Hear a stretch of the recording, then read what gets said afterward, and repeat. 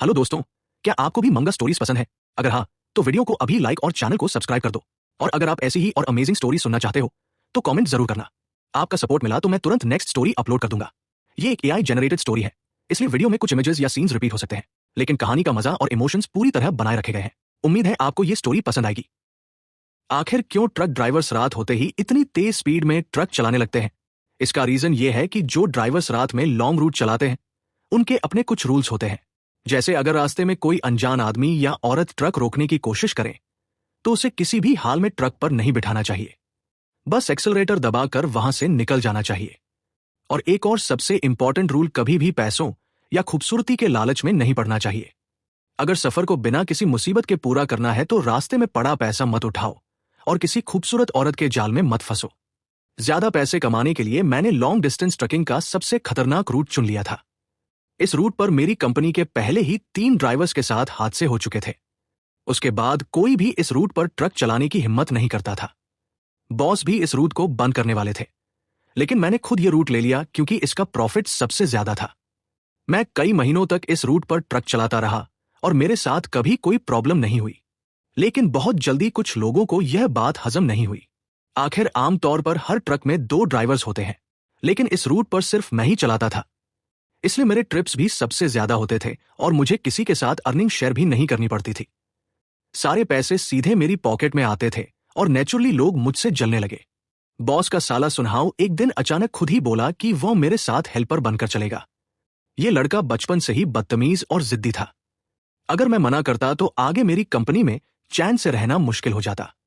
एक पुराने ड्राइवर ने चुपके से मुझे समझाया, पागल है क्या? ये लोग तुझे रूट सिखवाकर बाद में निकाल देंगे।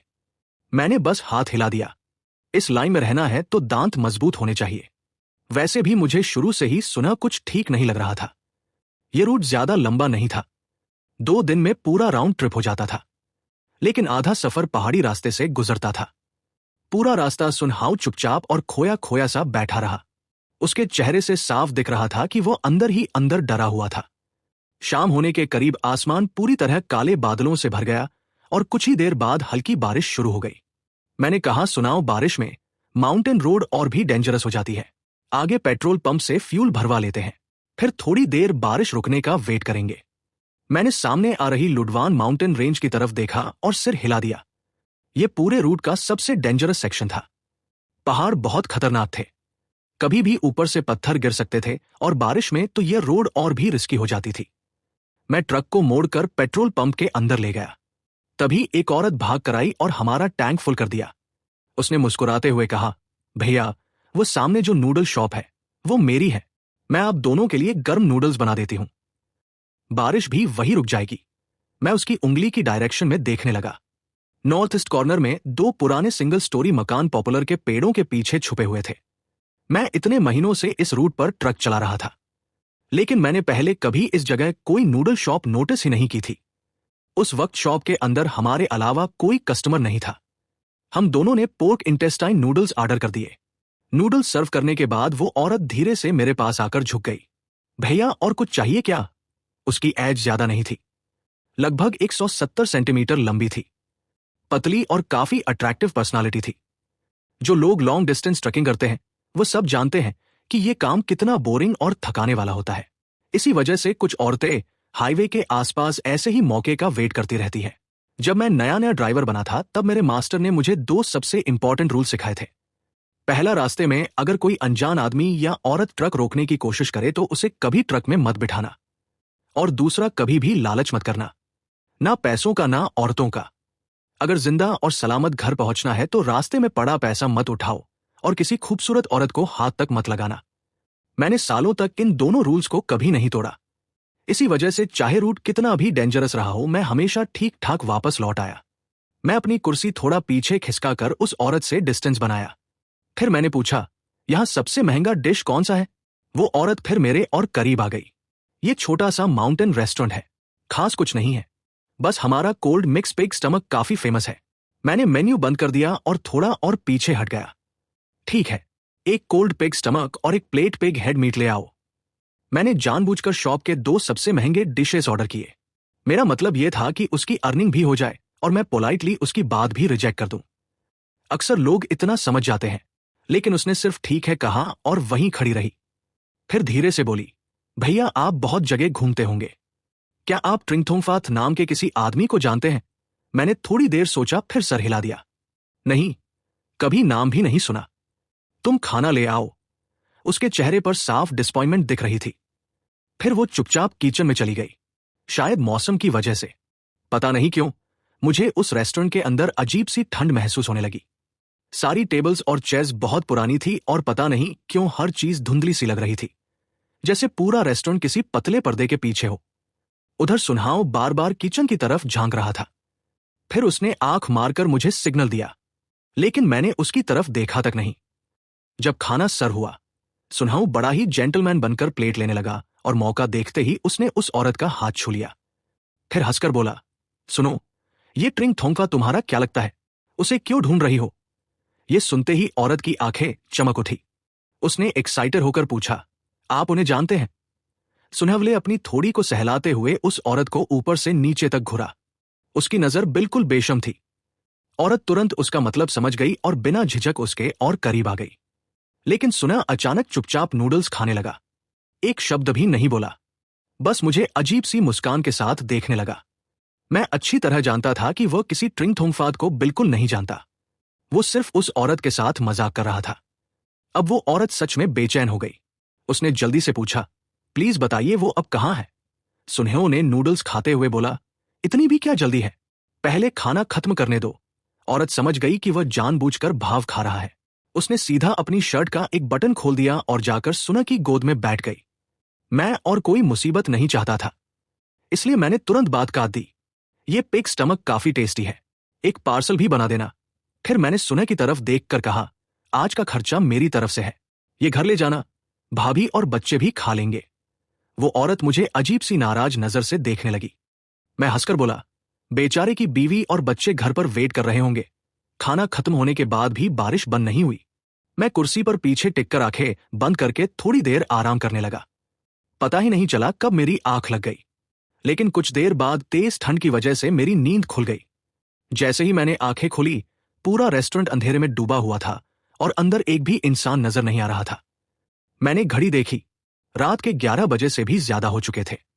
पता नहीं क्यों मेरे दिल में एक अजीब सी बेचैनी होने लगी। ऐसा लग रहा था जैसे सब कुछ ठीक होते हुए भी कुछ बहुत गलत है। मैंने जोर से आवाज लगाई, हो, लेकिन कोई जवाब नहीं आया। उसी पल मेरे दिल की धड़कन तेज हो गई और तब मुझे महसूस हुआ घर के अंदर का टेम्परेचर पहले से बहुत ज्यादा ठंडा हो चुका था। यहां तक कि पूरे घर में इंसानों वाली गर्माहट का एक भी एहसास नहीं था। रूम का हर फर्नीचर पहले से भी ज्यादा पुराना लग रहा था। दीवार पर लगे बूस्टर्स भी कई साल पुराने डिजाइन के थे। तभी मेरी नजर अंदर वाले कमरे पर पड़ी। उसके अंदर से हल्की सी रोशनी आ रही थी और साथ ही एक औरत की तेज सांसों की आवाज भी सुनाई दे रही थी। मैं बिना रुके सीधा उस कमरे की तरफ चल दिया। चलते हुए जोर से चिल्लाया, सुनहेव। अगले ही पल सुनहेव अपनी बेल्ट बांधता हुआ बाहर निकला। उसने हैरानी से पूछा, क्या हुआ? मैंने भौएं चढ़ाकर ठंडे लहजे में कहा, बारिश रुक गई है, अब हमें तुरंत निकलना होगा। सुनह ने जल्दी से अपने कपड़े ठीक किए और नाराज सा चेहरा बनाए मेरे साथ बाहर आ गया। तभी वो औरत भी भागती हुई हमारे पीछे आ गई। उसने बेचैन होकर पूछा, भैया आपने अभी तक ये नहीं बताया कि जेंगथोंगफा कहाँ है? सुनह ने बिना कुछ सोचे अपनी पॉकेट से 200 रुपए निकाले और उस औरत के हाथ में रख दिए। फिर हंसकर बोला, बेड पर आदमी जो बोलता है उस बात पर भी कोई यकीन करता है? कितनी भोली हो तुम। मैं चलता हूं। ये सुनते ही उस औरत का चेहरा एक पल में बदल गया। उसकी आंखों में गुस्सा था या दर्द, मैं समझ ही नहीं पाया। लेकिन मेरे दिल की बेचैनी और बढ़ गई। ऐसा लग रहा था जैसे बहुत बड़ी मुसीबत हमारा इंतजार कर रही हो। मैंने बिना कुछ कहे सुनह का हाथ पकड़ा और उसे खींचकर बाहर ले आया। बारिश के बाद पूरा रास्ता कीचड़ से भर चुका था। रोड पर एक भी गाड़ी नजर नहीं आ रही थी। जब हम लूडवान माउंटेन के पास पहुंचे तब रात के 12 बज चुके थे। इस एरिया की माउंटेन रोड बहुत टेढ़ी-मेढ़ी थी। पहाड़ों से तेज हवा चीख रही थी। मुझे अपनी पूरी कंसंट्रेशन के साथ ट्रक चलाना पड़ रहा था। लेकिन अजीब बात यह थी कि आज मैं चाहे कितनी भी कोशिश करूं, मेरा दिमाग भारी ही लग रहा था। हर कुछ मिनट बाद आंखें बंद होने लगती थी। उधर सुनह पैसेंजर सीट पर सिर एक तरफ झुकाए कब सो गया उसे खुद भी पता नहीं चला। मुझे समझ आ गया इससे कोई मदद मिलने वाली नहीं है। मैंने नींद भगाने के लिए लहसुन की एक कली मुंह में डाली, लगभग रात के 1 बजे जब ट्रक पहाड़ के बीचों बीच पहुंचा तब अचानक ट्रक बंद हो गया। मैंने सुनहाऊ को जगाया और हम दोनों नीचे उतरकर इंजन चेक करने लगे। हमने ट्रक का फ्रंट कैबिन उठाकर पूरा इलेक्ट्रिकल सिस्टम देख लिया, लेकिन कोई प्रॉब्लम ही नहीं मिली। अब हमें कैबिन वापस नीचे करके ट्रक स्टार्ट करना था। नॉर्मली फिफ्थ व्हील का लॉकिंग पिन खुद ही अपनी जगह आ जाता है, लेकिन आज वो बिल्कुल भी वापस नहीं आ रहा था। हम दोनों ने मिलकर उसे हाथ से धक्का दिया, लेकिन कितनी भी कोशिश कर लो वो लॉक ही नहीं हो रहा था। तभी मेरी नजर सामने पड़ी। थोड़ी दूर एक छोटी सी आग जलती हुई दिखाई दी। मैंने सोचा शायद कोई और ट्रक ड्राइवर सिगरेट पी रहा होगा। सुनहेव ने भी उसे देख लिया। वह बोला, मैं उस भाई को बुलाकर लाता हूं, वह थोड़ी हेल्प कर देगा। ये कहकर वह चल दिया। लेकिन अजीब बात यह थी, आग तो सीधा सामने थी, लेकिन सुनहाऊ सीधा पहाड़ के किनारे की तरफ चलने लगा। मुझे तुरंत कुछ गड़बड़ महसूस हुई। मैं दौड़कर उसके पास गया और उसका हाथ जोर से पकड़ लिया। कहां जा रहा है तू? लेकिन सुनहाव ने मेरी बात जैसे सुनी ही नहीं। वो बस सीधा खाई की तरफ बढ़ता ही जा रहा था। मैंने बिना सोचे उसके 2 जोर के थप्पड़ लगा दिए। तब जाकर उसका पूरा जिस्म ढीला पड़ गया। मैं उसे खींचकर ट्रक के पास लाया। तब मैंने देखा उसकी आंखें पूरी उलट चुकी थी, सिर्फ सफेद हिस्सा ही दिख रहा था। मैं तुरंत उसे कैबिन के अंदर खींचकर ले गया और काफी देर तक उसके गाल पर थप्पड़ मारता रहा। तब कहीं जाकर उसे होश आया। उसके पूरे शरीर से ठंडा पसीना बह रहा था। उसके होंठ कांप रहे थे। वो डरते हुए बोला, ब्रदर चंग, अभी क्या मैंने उसके कंधे पर हाथ रखा और बीच में ही उसकी बात काट दी। ज्यादा मत सोच, कुछ नहीं हुआ। ये कहकर मैंने मंदिर से लाया हुआ लाल धागा उसके गले में बांध दिया। थोड़ी देर आराम कर, मैं बाहर देख कर आता हूं। तब तक वो आग भी गायब हो चुकी थी। मैंने 3 सिगरेट जलाई, चारों दिशाओं की तरफ हाथ जोड़कर झुक गया और धीरे से बोला, हमारे ट्रक में थोड़ी प्रॉब्लम आ गई है। अगर किसी को तकलीफ हुई हो तो माफ कर देना। हम ईमानदार लोग हैं। घर पर हमारा परिवार हमारा इंतजार कर रहा है। मेहरबानी करके हमें जाने दो। मैंने एक पत्थर के सहारे वो 3 सिगरेट जमीन में खड़ी कर दी। हैरानी की बात यह थी, वो सिगरेट बहुत ही तेजी से जलने लगी। फिर मैंने दोबारा लॉकिंग पिन को धक्का दिया। क्लिक। इस बार लॉक तुरंत अपनी जगह पर आ गया। मैं वापस ट्रक के अंदर बैठ गया। सुनहाव ने मेरा हाथ कसकर पकड़ लिया। उसका पूरा शरीर कांप रहा था। वो धीरे से बोला, ब्रज चेंग, अभी क्या आप बात कर रहे थे? मैंने उसका हाथ हटा दिया। इंजन स्टार्ट करते हुए बोला, वहां कोई नहीं था। फालतू मत सोच, चलते हैं। उसके बाद का सफर काफी स्मूथली निकल गया। बस सुनहाव पूरे रास्ते नॉर्मल नहीं हो पाया। अगले दिन दोपहर के करीब हम डिलीवरी यार्ड पहुंच गए। ओल्ड फैंग ने लोगों को बुलाया और सामान उतरवाने लगा। फिर उसने ट्रक के अंदर झांककर पूछा, अरे ये नया हेल्पर है क्या? मैंने सिर हिलाकर कहा, हाँ, मेरा हेल्पर है, बॉस का साला है, नाम सुनहाव। ओल्ड फैंग अचानक हंस पड़ा। क्या बात है, अभी अभी शादी लगती है, इतना प्यार है कि ट्रक चलाते वक्त भी दुल्हन को साथ लेकर घूम रहा है। उसकी बात सुनते ही मेरे पूरे शरीर में सर्दी की लहर दौड़ गई। मैंने तुरंत पूछा, आप क्या कह रहे हैं? कौन सी दुल्हन? ओल्ड फैंग ने सीधा ट्रक के अंदर उंगली दिखाई और मुस्कुराते हुए बोला, अरे वही तो सुनहाव की गोद में बैठी हुई है। समझ तो रहे हो ना? लेकिन ट्रक के अंदर तो सिर्फ सुनहाव ही बैठा था। मैं तुरंत ओल्ड फैंग का कॉलर पकड़कर बोला, वो औरत दिखती कैसी है? ओल्ड फैंग को लगा मैं मजाक कर रहा हूं। उसने मेरा हाथ हटा दिया और बोला, पागल हो गया है क्या? अपनी ही दुल्हन को पहचानता नहीं। ये कहकर वो वापस सामान उतरवाने चला गया। जाते जाते उसने ट्रक के अंदर हाथ हिलाकर आवाज लगाई, शियाओगो, अपनी भाभी को नीचे ला, एक कप चाय पिलाते हैं। उसी पल मुझे समझ आ गया, सुनहेव के साथ कुछ बहुत बुरा हो चुका है। सामान उतरते ही मैंने 1 सेकंड भी वहां रुकना ठीक नहीं समझा और तुरंत ट्रक वापस मोड़ दिया। पूरे रास्ते सुनहेव की हालत और खराब होती गई। उसका चेहरा हरा पड़ चुका था, होंठ बिल्कुल सफेद थे और वह बिल्कुल बेजान सा लग रहा था। जब हम दोबारा उस पेट्रोल पंप के पास से गुजरे तो मैंने ध्यान से नॉर्थ ईस्ट कॉर्नर की तरफ देखा और मेरी सांसें एक पल के लिए रुक गई, क्योंकि वहां कोई नूडल शॉप थी ही नहीं। जब हम कंपनी वापस पहुंचे तब तक सुनहाव को तेज बुखार चढ़ चुका था। वो बेहोशी में लगातार कुछ ना कुछ बक रहा था। मैंने उससे जोर से चुटकी काटी, लेकिन उसने जैसे दर्द महसूस ही नहीं किया। उसके चेहरे पर कोई रिएक्शन ही नहीं था। मैंने पूरी रात की घटना उसके जीजा को बता दी। थोड़ी देर बाद उसके घरवाले आकर उसे घर ले गए। उस दिन के बाद सुनहो कभी कंपनी वापस नहीं आया। मैंने बॉस से उसके बारे में पूछा। बॉस ने ठंडी सांस भरते हुए कहा, हमने बहुत से तांत्रिक और बाबा बुलाए, लेकिन किसी का भी कोई असर नहीं हुआ। वह बस ऐसे ही आधी बेहोशी में पड़ा रहता है। धीरे धीरे नया साल भी पास आ गया। मैं एक दिन उसे देखने उसके घर गया। सिर्फ आधे महीने के अंदर ही उसका पूरा शरीर इतना दुबला हो चुका था कि पहचानना मुश्किल था। वो बस बार बार एक ही बात दोहरा रहा था, मुझे नहीं पता, मैं सच में उसे नहीं जानता। मैंने उसका नाम कभी नहीं सुना। उसके घर वालों ने जितने भी तांत्रिक और पूजा पाठ करने वाले लोग मिल सकते थे सबको बुलाकर देख लिया। हर कोई सिर्फ एक ही बात कहता, यह आम बीमारी नहीं है, यह किसी बुरी चीज का असर है। लेकिन कोई भी उसका इलाज नहीं कर पाया। जल्द ही साल का आखिरी दिन आ गया। मैं न्यू ईयर का गिफ्ट लेकर अपने गुरुजी से मिलने गया। मैंने उन्हें सुनहरों के साथ हुई सारी घटना बता दी। मेरी बात सुनने के बाद गुरुजी कुछ देर चुप रहे, फिर धीरे से बोले, ये बात मुझे बहुत पहचानी सी लग रही है। फिर उन्होंने अपनी पुरानी याद सुनानी शुरू की। कई साल पहले जब वह भी ट्रक चलाते थे तब भी लुडवान माउंटेन के उसी रास्ते पर उनकी मुलाकात एक औरत से हुई थी। उस औरत के हाथ में एक पुरानी फोटो थी। वो हर आने जाने वाले से सिर्फ एक ही सवाल पूछती थी, क्या तुमने इस फोटो वाले आदमी को कहीं देखा है? गुरुजी ने बताया फोटो इतनी पुरानी हो चुकी थी कि उसमें आदमी का चेहरा तक पहचानना नामुमकिन था। वो औरत बहुत खूबसूरत थी, लेकिन उसकी मानसिक हालत बिल्कुल ठीक नहीं लग रही थी। जो भी उससे उस आदमी के बारे में जरा सी भी इंफॉर्मेशन देता, वो उस आदमी को अपने साथ कुछ भी करने देती। गुरुजी ने गहरी सांस लेकर कहा, यह बहुत पुरानी बात है, पता नहीं इसका सुनाओ उसे कोई कनेक्शन है या नहीं। थोड़ी देर बाद गुरुजी ने कहा, मैं तुझे एक आदमी का पता देता हूं। उस लड़के को उसके पास ले जा।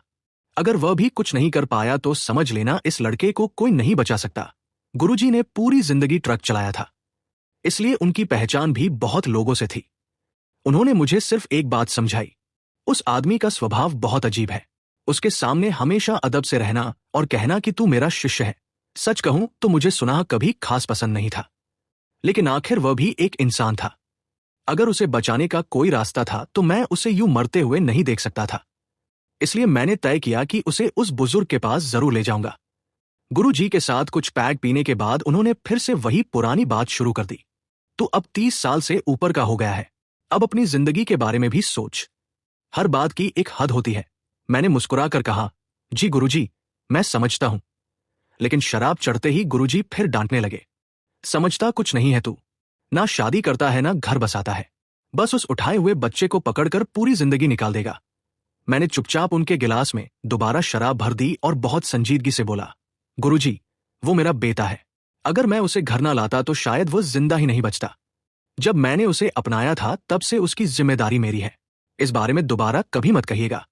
गुरुजी ने अपनी लकड़ी की छड़ी उठाई और मेरे सिर पर हल्का सा मारा। गुस्से और बेचैनी के साथ बोले, एक आदमी को शादी करके अपना घर बसाना चाहिए। मैंने सिर खुजाते हुए मुस्कुराकर जवाब दिया, मैं बच्चे को पालने के खिलाफ नहीं हूं, लेकिन तुझे अपनी भी जिंदगी देखनी चाहिए। मैं हंसकर बोला, मेरे पिताजी ने भी कभी शादी नहीं की थी, फिर भी मैंने उनकी पूरी जिंदगी सेवा की। गुरुजी कुछ देर चुप रहे, फिर गहरी सांस छोड़ दी। मुझे पता था वो सिर्फ मेरा भला चाहते थे। उनके पास से निकलकर जब मैं घर पहुंचा तो मेरा बेटा पहले ही खाना बनाकर मेरा इंतजार कर रहा था। मेरी उम्र इस वक्त 35 साल है और मेरा एक बेटा है जिसकी उम्र लगभग 16 या 17 साल होगी, लेकिन वह मेरा असली बेटा नहीं है। मैंने उसे सड़क से उठाया था। उस वक्त वह सिर्फ 5 या 6 साल का था। उसकी एक टांग टूट चुकी थी, उसके दांत और जीभ दोनों नहीं थे। सर्दी के मौसम में उसके शरीर पर सिर्फ एक पतला सा कपड़ा था और वो फ्लाईओवर के नीचे भीख मांगने वालों के साथ घूम रहा था। मैंने कुछ पैसे देकर उसे उन लोगों से छुड़ाया और उसे अपने घर ले आया। लोग मुझे बार बार समझाते रहे, ये सब गैंग वाले होते हैं, तुम जैसे बेवकूफ लोगों को ही धोखा देते हैं। लेकिन मैंने सिर्फ एक ही बात सोची, चाहे मुझे बेवकूफ ही क्यों ना बनना पड़े, लेकिन मैं उस छोटे बच्चे को वहां और तकलीफ सहने के लिए नहीं छोड़ सकता, क्योंकि मैं खुद भी सड़क से उठाया हुआ बच्चा था। इसलिए मैं कभी किसी बच्चे को दर्द में नहीं देख सकता। गुरुजी ने जिस बुजुर्ग का पता दिया था, उनका सरनेम शैन था। गुरुजी ने कहा था, उन्हें शैन दादा कहकर बुलाना। न्यू ईयर के दौरान ट्रक नहीं चलाना था, इसलिए मेरे पास काफी टाइम था। मैं सुनहाऊ को लेकर सीधा उनके घर चला गया। मैंने सुनहाऊ से कहा, तुम बाहर ही रुकना, इधर उधर मत घूमना। ये कहकर मैं अकेला अंदर चला गया। शैन दादा ने बहुत प्यार से मेरा स्वागत किया। उन्होंने मुस्कुराकर पूछा, तुम ओल्ड के शिष्य हो? मैंने न्यू ईयर का गिफ्ट उन्हें देते हुए मुस्कुराकर जवाब दिया, जी शैन दादा, आप मुझे शावचंग ही बुलाइए। मेरे गुरुजी अब काफी बुजुर्ग हो गए हैं, ज्यादा चलकर नहीं सकते, इसलिए न्यू ईयर पर मुझे आपसे मिलने भेजा है। हम दोनों चाय पीते हुए काफी देर तक बातें करते रहे। मैंने देखा शैन दादा बहुत ही शांत और अच्छे इंसान थे, तो मैंने धीरे धीरे असली बात छेड़ दी। शैन दादा, आज मैं सिर्फ मिलने नहीं आया, मुझे आपसे एक मदद चाहिए। उन्होंने हल्की सी नाक से आवाज निकाली और बोले, मुझे पहले ही पता था ओल्ड वो बिना काम के किसी को मेरे पास नहीं भेजता। बोलो क्या बात है। मैंने उनके कप में दोबारा चाय डाली और पूरी कहानी बतानी शुरू कर दी। मेरा एक हेल्पर है, कुछ दिन पहले लुडान पर्वत के पास पता नहीं उसने किस चीज को नाराज कर दिया। उस दिन के बाद से वह लगातार बीमार है। मैं चाहता हूं आप एक बार उसे देख ले। शैन दादा ने चाय का एक घूंट पिया, फिर शांत आवाज में पूछा, वो लड़का कहाँ है? मैंने तुरंत जवाब दिया, बाहर इंतजार कर रहा है, मैं अभी उसे अंदर बुलाता हूं। जब सुना अंदर आया, मैं खुद एक पल के लिए सन्न रह गया। पिछली बार के मुकाबले वह और भी ज्यादा दुबला हो चुका था। उसकी आंखों के नीचे गहरे काले गड्ढे थे, होठ नीले पड़ चुके थे और उसकी शक्ल देखकर लग ही नहीं रहा था कि वह अब भी एक जिंदा इंसान है। शैन दादा ने जैसे ही सुन्हो को एक नजर देखा, उनके चेहरे का रंग तुरंत बदल गया। बिना किसी झिझक के वो जोर से बोले, तुम लोग अभी के अभी यहां से चले जाओ। इस मामले में मैं कुछ नहीं कर सकता और ना ही करना चाहता हूं। अपना सारा सामान उठाओ और निकल जाओ। मैं मान लूंगा कि तुम लोग कभी यहां नहीं आए थे। यह कहकर शन दादा ने लगभग हमें घर से बाहर ही धक्का दे दिया। साथ ही मेरा लाया हुआ गिफ्ट बॉक्स भी वापस मेरे हाथ में थमा दिया। फिर गुस्से में बोले, और ओल्ड वसे मैं खुद बात करूंगा। जो खुद मुसीबत बुलाता है उसे कोई नहीं बचा सकता। इस लड़के का मामला मेरे बस का बाहर है। बस इसी तरह हमें वहां से निकाल दिया गया। मैंने जो कर सकता था सब कर लिया था। अब अगर कुछ नहीं हो सकता था तो मेरी भी मजबूरी थी। लेकिन सुनहव की हालत दिनब-दिन और खराब होती गई। आखिर में वह बिस्तर से उठ भी नहीं पाता था और ठीक से बोल भी नहीं सकता था।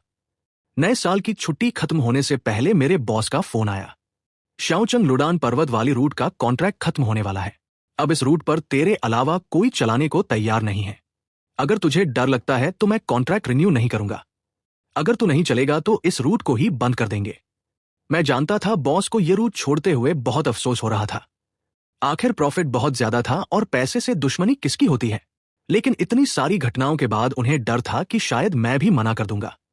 इसलिए वह बिना पूछे कॉन्ट्रैक्ट साइन नहीं करना चाहते थे। सुन हाउ की हालत अपनी आंखों से देखने के बाद यह कहना झूठ होगा कि मुझे बिल्कुल डर नहीं लग रहा था। मैं कुछ देर चुप रहा। फिर मैंने बॉस से पूछा, अगर मैं ये रूट ना चलाऊं तो मुझे किस रूट पर भेजोगे? फोन के दूसरी तरफ बॉस भी काफी झिझक रहे थे। काफी देर चुप रहने के बाद बोले, तू भी जानता है कंपनी में हर रूट पर पहले से ड्राइवर लगे हुए हैं। फिलहाल कहीं जगह खाली नहीं है, लेकिन तेरे जैसे ड्राइवर को कहीं भी काम मिल जाएगा। मैं तुझे 3 महीने की एक्स्ट्रा सैलरी दे दूंगा और अगर तू इसी रूट पर चलता रहा तो कमीशन में और 10% बढ़ा दूंगा। लेकिन एक लायबिलिटी वेवर साइन करना पड़ेगा। तू आराम से सोच ले और जल्दी मुझे जवाब दे देना। सच कहूं, मैं सब समझ रहा था। कंपनी ने मुझे शुरू से ही इसी रूट के लिए रखा था। बॉस ने कभी मेरे साथ बुरा व्यवहार नहीं किया। जो कमीशन बनता था वो हमेशा पूरा दिया। उस रात मेरा बेटा अपनी क्रच के सहारे किचन में मेरे लिए नूडल्स बना रहा था। मैं उसकी एक खाली लटकती हुई पैंट की टांग को देखकर अंदर ही अंदर टूट गया। मैंने उससे प्यार से कहा, बस थोड़ा और पैसा जमा हो जाए, मैं तुझे सबसे अच्छा प्रोस्थेटिक लेग लगवाऊंगा। टीवी पर दिखाया था आजकल के आर्टिफिशियल लेग्स बिल्कुल असली पैर जैसे काम करते हैं। पिछले कई सालों से वो स्पेशल स्कूल में पढ़ रहा था। उसके साथ रहते रहते मैं भी थोड़ी साइन लैंग्वेज समझने लगा था। उसने हाथ से इशारा करके कहा, उसमें बहुत पैसे लगेंगे। मैंने मुस्कुरा के जवाब दिया, ये सब बच्चों को सोचने की जरूरत नहीं होती। फिर मैंने पूछा, अगले महीने फिर डेंटिस्ट के पास जाना है ना? इस बार शायद लेफ्ट साइड के 2 मोलर्स क्राउन हो जाएंगे और राइट साइड वाले इम्प्लांट्स कब लग सकते हैं? हैं, वो भी पूछ लेंगे। जब मैंने उसे सड़क से उठाया था, उसके दूध के सारे दांत किसी ने जड़ से निकाल दिए थे। मसूड़ों तक को नुकसान पहुंचाया गया था। बाद में जब परमानेंट टीथ खाने की उम्र हुई, तब भी कई दांत कभी निकले ही नहीं। खुशकिस्मती से आज की मेडिकल टेक्नोलॉजी बहुत एडवांस थी। कई सालों में हम धीरे धीरे उसके दांत लगवाते रहे। अब काफी हद तक ठीक हो चुका था। मेरा बेटा मुस्कुरा दिया। उसकी मुस्कुराहट देखकर मुझे अपना बचपन याद आ गया। मैं भी कभी सड़क से उठाया गया बच्चा था। बस फर्क इतना था, मेरे हाथ पैर सलामत थे। इस बच्चे की किस्मत मुझसे भी ज्यादा बुरी थी। उस रात मैंने पिताजी की फोटो के सामने अगरबत्ती जलाई और लुधवान माउंटेन वाली रूट के बारे में उनसे मन ही मन पूछा। ये मेरी कई सालों की आदत थी। जब से पिताजी गुजर गए थे, जब भी कोई बड़ा फैसला लेना होता, मैं उनके सामने अगरबत्ती जरूर जलाता था। चाहे इस कंपनी में जॉब लेना हो या इसी रूट पर ट्रक चलाना या इस बच्चे को गोद लेना, हर बार मुझे लगता था जैसे पिताजी की मर्जी मेरे साथ है और जिस काम के लिए मुझे पिताजी की रजा मिल जाती उसे करने से मुझे कभी डर नहीं लगता था। उस रात अगरबत्ती बहुत तेज और सीधी जल रही थी। अगली सुबह मैंने बॉस को फोन किया और कहा, मैं ये रूट आगे भी चलाऊंगा। काम दोबारा शुरू होने से एक दिन पहले कंपनी के एक ड्राइवर का फोन आया। उसने कहा, सुनहाऊ की हालत बहुत खराब हो गई है, हम सब उसे देखने जा रहे हैं। एक वक्त का तंदुरुस्त जवान अब बिल्कुल हड्डियों का ढांचा बन चुका था। हम उसके पास गए लेकिन वह किसी को पहचान भी नहीं पा रहा था। उसके मुंह से लफ्ज भी ठीक से नहीं निकल रहे थे, लेकिन वो बार बार सिर्फ 3 शब्द बोल रहा था, जेंग तोंगफा। बाकी लोग कुछ समझ नहीं पाए, लेकिन जैसे ही मैंने ये नाम सुना, मेरे दिमाग में बिजली सी चमक गई। ये वही नाम था जिसे वह उस रोड साइड नूडल शॉप वाली औरत हमसे पूछ रही थी। मैं सुनहेओं के सूखे हुए होठों को देखते हुए सोचने लगा, शायद हम अब तक गलत डायरेक्शन में इलाज ढूंढ रहे थे। सबको लग रहा था उस पर किसी औरत की आत्मा का साया है, लेकिन किसी ने कभी यह सोचा ही नहीं कि असली राज शायद जेंग तोंगफा नाम के आदमी में छुपा है। बॉस की पुलिस में थोड़ी पहचान थी। मैंने उन्हें यह नाम बताया। उन्होंने तुरंत पुलिस डिपार्टमेंट के एक सीनियर ऑफिसर से बात करवाई। जैसे ही उस ऑफिसर ने जेंग तोंगफा का नाम सुना, वो तुरंत सीरियस हो गया। उसने सीधा पूछा, सच सच बताओ, इस जेंग तोंगफा का तुम ट्रक ड्राइवर से क्या लेना देना है? कुछ साल पहले एक और बुजुर्ग ट्रक ड्राइवर भी इसी नाम की तलाश में मेरे पास आया था। उसने कहा था चाहे अपनी जिंदगी की पूरी जमा पूंजी खर्च करनी पड़े, बस इस आदमी को ढूंढना है। लेकिन उसने अपनी सारी सेविंग्स उड़ा दी और मरने तक भी उस आदमी का कोई पता नहीं लगा, क्योंकि इस नाम का कोई इंसान रिकॉर्ड में था ही नहीं। यह सुनते ही मेरा दिल जोर से धड़क उठा। क्या कहा आपने? उस ड्राइवर का नाम क्या था? ऑफिसर ने जवाब दिया, शायद चैन शोवोई। ये नाम सुनते ही मैं बिल्कुल जम गया। चैन शोवोई, ये तो मेरे पिताजी का नाम था। अचानक मुझे पिताजी के आखिरी साल याद आ गए। उस दौरान वह बहुत जल्दी बूढ़े दिखने लगे थे, हमेशा थके हुए रहते थे और अक्सर घर से बाहर ही रहते। मुझे लगता था सिर्फ ट्रक चलाने जाते हैं, लेकिन अब याद आ रहा था जैसे वह किसी और काम में भी दिन रात भाग दौड़ कर रहे थे। जब भी मैंने पूछा, उन्होंने मुझे कभी कुछ नहीं बताया। उस दिन के बाद से पिताजी की तबीयत दिन ब दिन और खराब होने लगी। डॉक्टर ने कहा, इन्हें कोई शारीरिक बीमारी नहीं है, ये दिल और दिमाग की बीमारी है। ये खुद को माफ नहीं कर पा रहे। मैं कितना भी सोचता, मुझे समझ ही नहीं आता था आखिर पिताजी का जेंग तोंगफा से क्या रिश्ता था, और वह उस आदमी को ढूंढने के लिए इतनी जिंदगी क्यों बर्बाद कर रहे थे। नए साल के बाद मैं फिर से पहले की तरह ट्रक चलाने लगा। उस दिन जब गोडाउन में सामान उतारा जा रहा था, मैं छाव में बैठकर सिगरेट पी रहा था। तभी अंदर से किसी के जोर जोर से चिल्लाने की आवाज आई, साला मेरे लिए लियांग सिटी जाने वाली गाड़ी मिली या नहीं?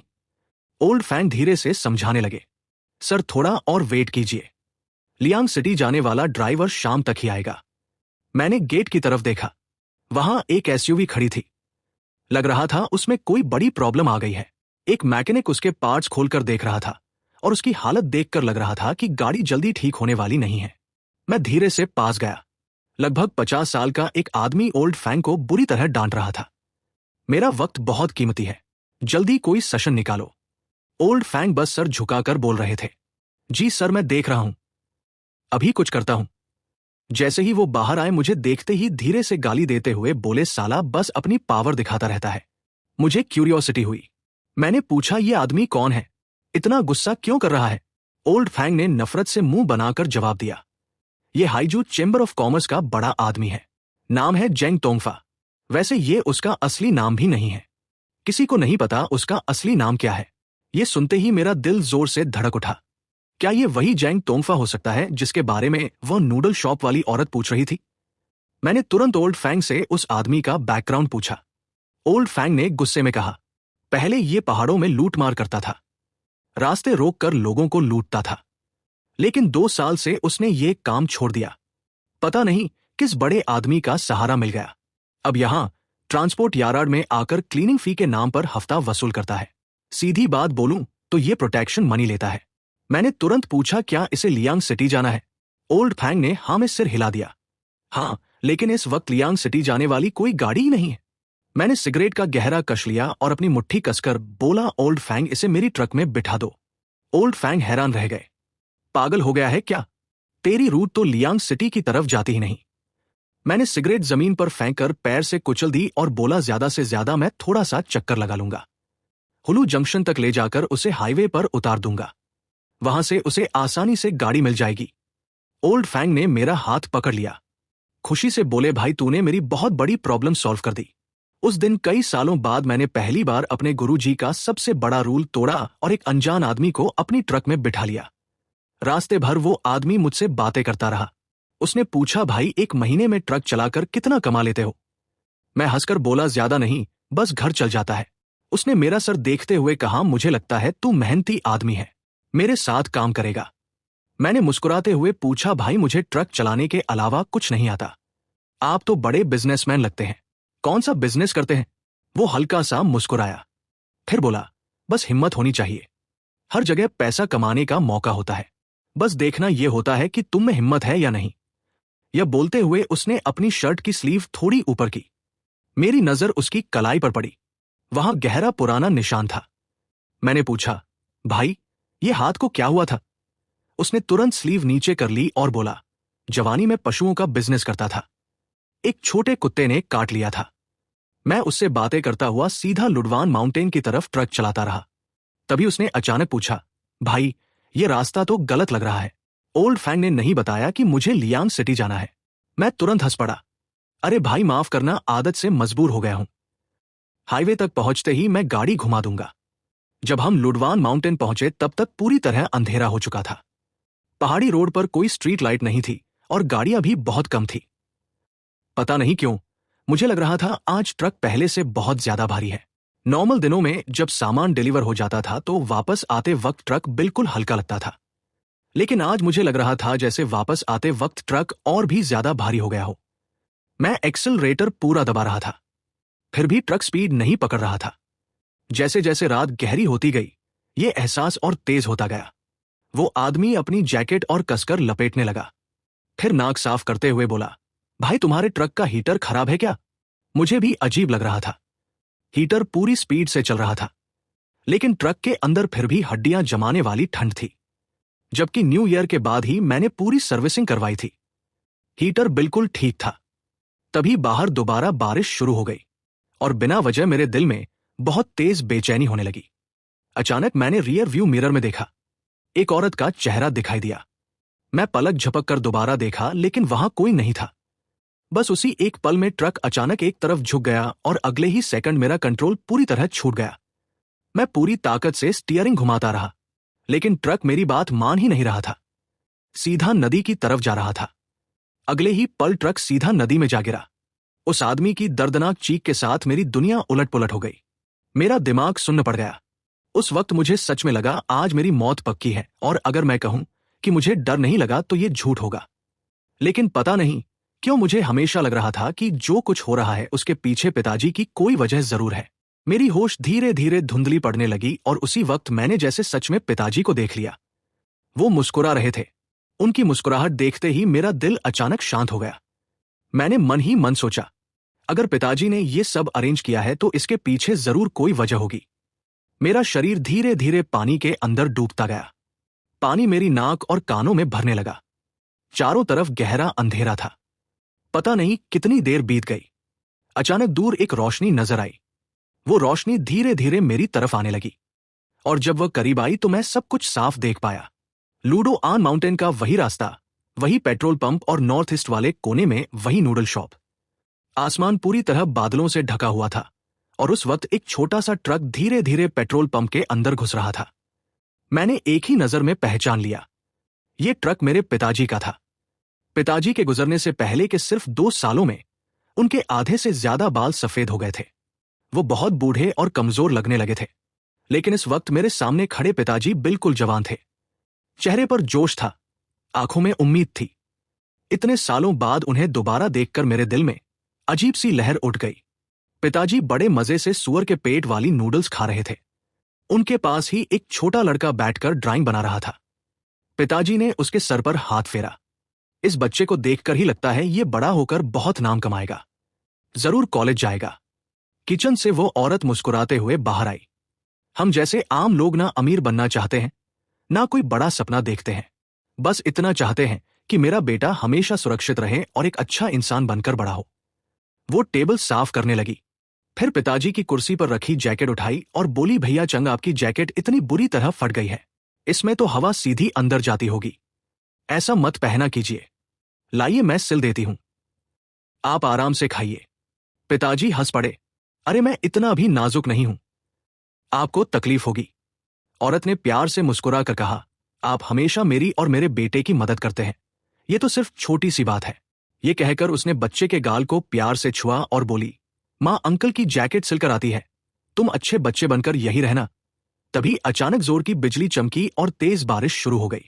बारिश इतनी अचानक आई कि पिताजी तुरंत खड़े हो गए। अरे ट्रक पर अभी तक तरपाल नहीं डाला, ये बोलकर वो भागते हुए बाहर निकल गए। जब वो तरपाल लगाकर वापस आए तब तक वो औरत भी सिली हुई जैकेट लेकर बाहर आ चुकी थी। दोनों एक दूसरे को देखते ही जम गए। अगला ही पल दोनों को एहसास हुआ, बच्चा गायब हो चुका था। मेरे सामने सब कुछ अचानक अंधेरा हो गया। कुछ देर बाद सब दोबारा रोशन हुआ, लेकिन इस बार सब कुछ फास्ट फॉरवर्ड की तरह चलने लगा। बाहर लोग आते जाते रहे, मौसम बदलते रहे, स्प्रिंग, समर, ऑटम, विंटर साल पर साल गुजरने लगे। वो औरत धीरे धीरे और ज्यादा कमजोर होती गई। हर रोज हाथ में एक फोटो लेकर लोगों से सिर्फ एक ही सवाल पूछती। एक दिन दो आदमी उस नूडल शॉप में आए। उनमें से एक ने फोटो देखी और बोला, ये बच्चा कुछ जाना पहचाना लग रहा है, बिल्कुल उस बच्चे जैसा जिसे कुछ दिन पहले जैंग टोंगफा अपने साथ ले जा रहा था। दूसरे आदमी ने तुरंत उसे आंख दिखाई। पागल हो गया क्या, उस शैतान से पंगा लेगा, बकवास मत कर। ये कहकर उसने फोटो तुरंत औरत को वापस दे दी और दोनों डरकर भाग गए। वो औरत उनके पीछे भागती रही, जोर जोर से चिल्लाती रही, लेकिन कोई नहीं रुका। सालों तक उस फोटो का रंग उड़ता गया और बच्चा भी धीरे धीरे बड़ा हो गया। अब उस फोटो से किसी को पहचानना नामुमकिन था। आखिर में उस औरत के पास सिर्फ एक ही चीज बची, एक नाम जिसका असली होना भी पक्का नहीं था। उसके चेहरे पर धीरे धीरे झुर्रियां आ गई। हर रात वो पहाड़ के बीच बैठकर सिगरेट पीती, शराब पीती और हर गुजरते आदमी से पूछती, क्या तुम जेंगफा को जानते हो? रास्ते से गुजरते ज्यादातर आदमी उसका फायदा उठाते, उसके साथ बदतमीजी करते। शुरू में वो विरोध करती थी, लेकिन जैसे ही कोई जेंगफा का नाम लेता वो चुप हो जाती, सब सह लेती। शायद उसे भी पता था लोग उससे झूठ बोल रहे हैं, लेकिन हर बार उसके दिल में एक नई उम्मीद जाग जाती। बस कोई उससे दो बातें कर लेता तो वह उसी को अपनी आखिरी उम्मीद मान लेती। बाद में उसे धोखा देने वाले लोग भी कम होते गए। एक दिन बर्फीली सर्दी में वो पागल सी औरत सिर्फ एक पतली सी शर्ट पहने दौड़ती चली जा रही थी। उसने उस पुरानी फोटो को अपनी बाहों में कसकर पकड़ रखा था। वो दौड़ती रही और अचानक नदी के किनारे जम चुके बर्फ के गड्ढे में गिर गई। उसके बाद वो फोटो पानी की सतह पर तैरने लगी और धीरे धीरे उसका चेहरा साफ दिखने लगा। फोटो में वही बच्चा साफ सुथरे कपड़ों में कैमरे की तरफ मुस्कुरा रहा था। फ्लाईओवर पर जिस बच्चे को मैंने देखा था उससे बिल्कुल अलग, जैसे दोनों अलग ही लोग हों। जब मैं पानी के बिल्कुल तल तक डूबने वाला था, तभी किसी ने मुझे जोर से ऊपर खींच लिया। जब मेरी आंख खुली, मैं हॉस्पिटल में था। वार्ड के बाहर दो पुलिस ऑफिसर्स खड़े थे। पुलिस से मुझे पता चला कि जेंग तोंगफा का असली नाम जेंगफू था। वो सालों तक हर तरह के जुर्म करता रहा, चोरी, लूट, औरतों और बच्चों की ट्रैफिकिंग। पुलिस कई सालों से उसकी तलाश में थी। पुलिस को नदी के तल से एक और औरत का पुराना स्केलेटन भी मिला जो कई साल पहले मर चुकी थी। मैं उस स्केलेटन को लेने खुद गया और उसके लिए एक अच्छी जगह पर कब्रिस्तान में दफन करवाया। कुछ ही दिन बाद मेरे बेटे का नया आर्टिफिशियल लेग भी लग गया। चलते वक्त अब भी हल्का सा लंगड़ाता था, लेकिन अब उसे क्रच की जरूरत नहीं थी। जिस दिन उसके आखिरी सिरामिक दांत लग गए, मैं उसके लिए नए कपड़े खरीद कर ले आया। मुझे जेंग तुंगफा की कलाई पर बने गहरे निशान याद आ गए। मेरा दिल जैसे चाकू से कटने लगा। जिन इंसानों ने मेरे बेटे के सारे दांत तोड़ दिए थे, आखिरकार पापा ने उसके लिए नए दांत लगवा ही दिए। उस दिन हल्की बारिश हो रही थी। मैंने पिताजी के सामने अगरबत्ती जलाई और अपने बेटे का हाथ पकड़कर घर से बाहर निकल गया। मेरे बेटे ने साइन लैंग्वेज में पूछा, पापा, बारिश हो रही है, हम कहाँ जा रहे हैं? मैंने बस इतना कहा, ज्यादा मत पूछ, गाड़ी में बैठ जा। कुछ देर बाद मैं उसे एक नई बनी हुई कब्र के सामने ले गया।